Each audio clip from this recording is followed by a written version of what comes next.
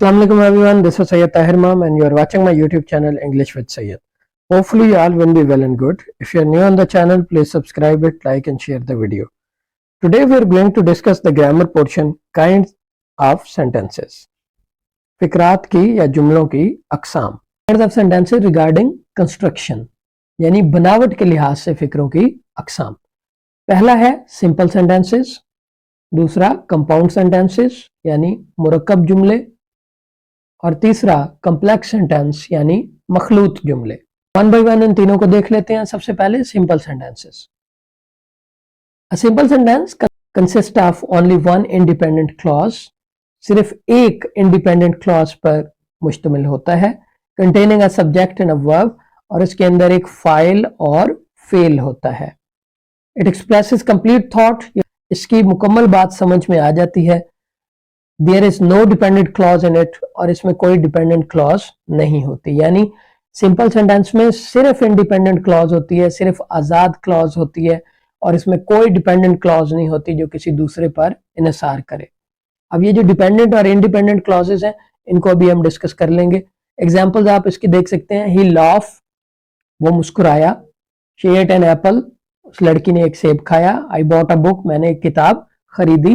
तो अब ये एक एक क्लॉज ही है इसके अंदर और ये इंडिपेंडेंट क्लॉज है. इंडिपेंडेंट क्लॉज ऐसी होती है जिससे बात मुकम्मल तौर पे समझ आ जाए, यानी किसी और क्लॉज की, जुमले के किसी और हिस्से की जरूरत ना पड़े बात को समझाने के लिए और एक ही हिस्से से बात समझ में आ जाए तो वो इंडिपेंडेंट क्लॉज कहलाएगी. तो ऐसे फिक्रे जो सिर्फ इंडिपेंडेंट क्लॉज पे बेस्ड हो, जिसके अंदर डिपेंडेंट क्लॉज की जरूरत ना हो, वो सिंपल सेंटेंसेस कहलाते हैं.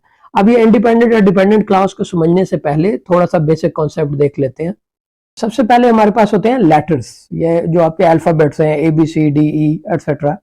अब लेटर्स जब आपस में मिलते हैं तो ये लेटर्स आपस में मिलके वर्ड्स बनाते हैं, जैसे मेड हो गया, अंडर हो गया एटसेट्रा. अब जब वर्ड्स आपस में मिलते हैं तो वर्ड्स क्या बनाते हैं?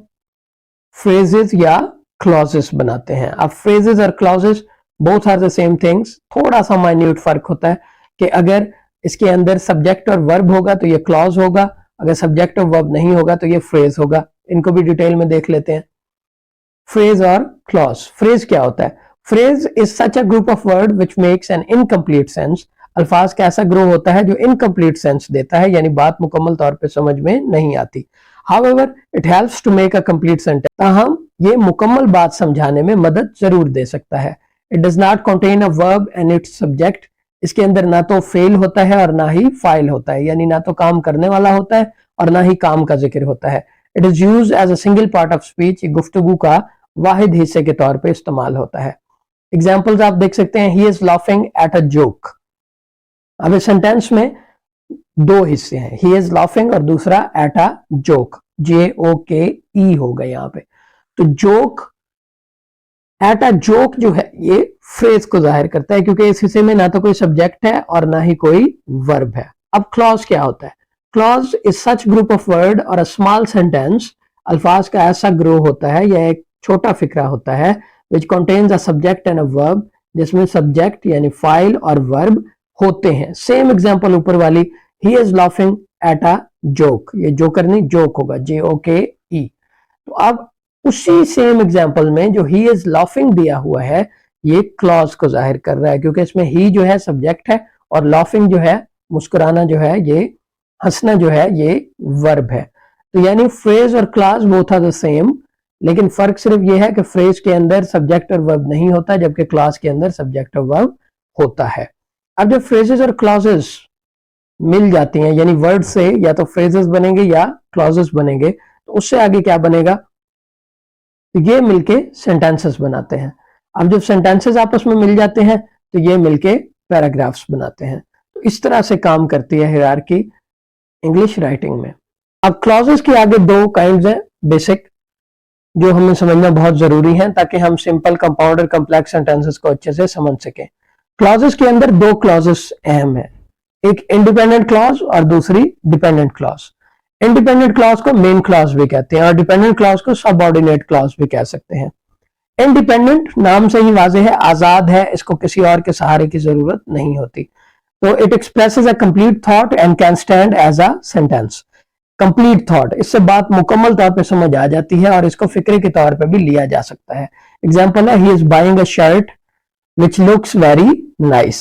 इस सेंटेंस में दो क्लॉजेज हैं, he is buying a shirt और दूसरी which looks very nice. He is buying a shirt जो है ये इंडिपेंडेंट क्लॉज है, यानी अगर आप सिर्फ ये कहें he is buying a shirt, वो एक शर्ट खरीद रहा है, तो बात समझ में आ जाती है, किसी और क्लॉज की जरूरत नहीं पड़ती। ये मुकम्मल ख्याल को यानी मुकम्मल बात को जाहिर करता है जो समझ में आ जाती है। आगे डिपेंडेंट क्लॉज में आप देखें, does not express complete thought and depend on another clause. इससे बात मुकम्मल तौर पे समझ नहीं आती और इसको किसी और के सहारे की जरूरत होती है, यानी कि मेन क्लॉज की। तो एक्सप्रेस कंप्लीट थॉट, बात को मुकम्मल तौर पे समझाने के लिए। अब वही same example, he is buying a shirt का जो अगला हिस्सा था, विच लुक्स वेरी नाइस, तो ये जो विच लुक्स वेरी नाइस है ये डिपेंडेंट क्लॉज है। यानी अगर आप सिर्फ कहें विच लुक्स वेरी नाइस, जो अच्छी दिखाई देती है, तो अब यहाँ पे आप देखें बात पूरी समझ में नहीं आती। अगर आप सिर्फ कहें विच लुक्स वेरी नाइस, तो इसका मतलब जो अच्छी दिखाई देती है, ये डिपेंडेंट क्लॉज है, ये किसी पे डिपेंड करेगी। बात को पूरा समझाने के लिए इसे एक और मेन क्लॉज की जरूरत होगी, कि अगर आप सिर्फ ये कहें जो अच्छी दिखाई देती है, तो समझ नहीं आती कि क्या चीज अच्छी दिखाई देती है। लेकिन जब हम एक इंडिपेंडेंट क्लॉज इसके साथ जोड़ेंगे जो कि है he is buying a shirt, तो फिर बात मुकम्मल समझ में आ जाएगी कि ये वो एक शर्ट खरीद रहा है जो कि अच्छी दिखाई देती है। तो इससे क्या क्लियर हुआ कि क्लॉजेस के दो मेन हिस्से होते हैं, इंडिपेंडेंट क्लॉज हो सकती है और डिपेंडेंट क्लॉज भी हो सकती है। तो इंडिपेंडेंट जो होती है वो आजाद होती है, उससे बात पूरी समझ में आ जाती है, उसे किसी और के सहारे की जरूरत नहीं होती। जबकि डिपेंडेंट क्लॉज ऐसा हिस्सा होता है जिससे बात पूरी समझ में ना आए और उसे किसी और के सहारे की जरूरत हो जो बात पूरी तौर पे समझा सके। तो आप देखें दोबारा से सिंपल सेंटेंसेस को, तो क्या था, simple sentence consist of one independent clause, ये अभी हमने सीखा, जिसको किसी और के सहारे की जरूरत नहीं होती, बात पूरी समझ में आ जाती है। कॉन्टेनिंग सब्जेक्ट एंड वर्ब, जिसमें सब्जेक्ट और वर्ब मौजूद होता है। एक्सप्रेसेस कंप्लीट थॉट, बात मुकम्मल समझ में आ जाती है। There is no dependent clause in it, और इसको किसी डिपेंडेंट क्लॉज की जरूरत नहीं होती, यानी किसी और क्लॉज की जरूरत नहीं है जिसका ये सहारा ले सके। नेक्स्ट है हमारे पास compound sentence. A compound sentence is made up of two और more main clauses joint together by coordinating conjunction, यानी एक या दो मेन क्लॉजेस पे। अब मेन वही है इंडिपेंडेंट यानी आजाद, जिसको किसी और के सहारे की जरूरत नहीं होती। अब वो किसके साथ जुड़ी होती है, कोऑर्डिनेटिंग कंजंक्शंस के साथ। कोऑर्डिनेटिंग कंजंक्शंस कौन सी होती हैं, तो ये कोऑर्डिनेटिंग कंजंक्शंस के एग्जांपल्स है हमारे पास, आप नीले सर्कल में देख सकते हैं, एंड, बट, और, नॉर, फॉर, येट, सो। यानी किसी सेंटेंस के अंदर अगर ये 7 कंजंक्शंस में से कोई एक लगी हुई है तो हम समझ जाएंगे कि ये सेंटेंस कंपाउंड सेंटेंस की एग्जांपल है। आप इसकी एग्जांपल देख सकते हैं, I got a ball practice late, so I forget to set my alarm। अब ये जो दो क्लॉजेस है, I got a ball practice late और दूसरी I forgot to set my alarm, इन दोनों को so की मदद से जोड़ा गया है। तो अगर दो क्लॉजेस को and, but, और, nor, for, yet और so से जोड़ा गया होगा तो हम समझ लेंगे कि ये कंपाउंड सेंटेंसेस हैं, यानी कि मुरक्कब जुमले। नेक्स्ट है हमारे पास कॉम्प्लेक्स सेंटेंसेस यानी मखलूत जुमले। अब यहाँ पे कंपाउंड सेंटेंसेस नहीं, ये गलती से लिखा गया, यहाँ पे कॉम्प्लेक्स सेंटेंसेस आएगा।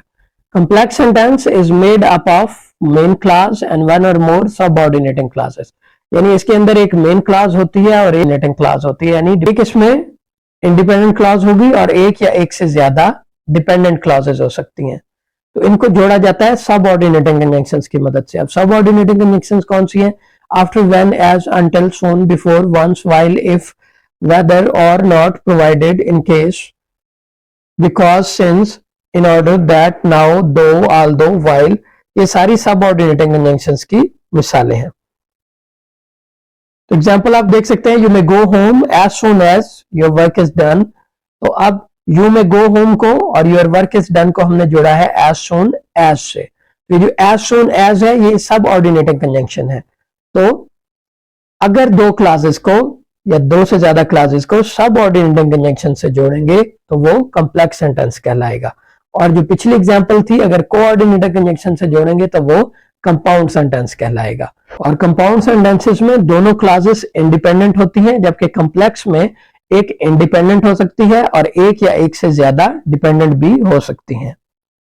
यानी सादा फिक्रे जो होते हैं, सिंपल सेंटेंसेस जो होते हैं, उसमें इंडिपेंडेंट क्लॉज होती है। जो कंपाउंड सेंटेंस होते हैं उसके अंदर दोनों इंडिपेंडेंट क्लॉजेस होती हैं और उनको जोड़ा जाता है कोऑर्डिनेटिंग कंजंक्शंस की मदद से। और जो कॉम्प्लेक्स सेंटेंस होते हैं इसके अंदर एक इंडिपेंडेंट और एक या एक से ज्यादा डिपेंडेंट हो सकती हैं जिसको किसी और के सहारे की जरूरत हो, तो इनको सब ऑर्डिनेटिंग कंजंक्शंस की मदद से जोड़ा जाएगा।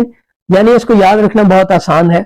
अगर कोऑर्डिनेटिंग कंजंक्शंस होंगी, जो कि पीछे 7 एग्जांपल्स दी गई थी ब्लू सर्कल में, अगर उनसे फिक्रा जुड़ा होगा तो वो कंपाउंड सेंटेंसेस को शो करेंगे, और अगर सब ऑर्डिनेटिंग कंजंक्शंस लगी होगी किसी सेंटेंस में तो वो complex sentence कहलाएंगे।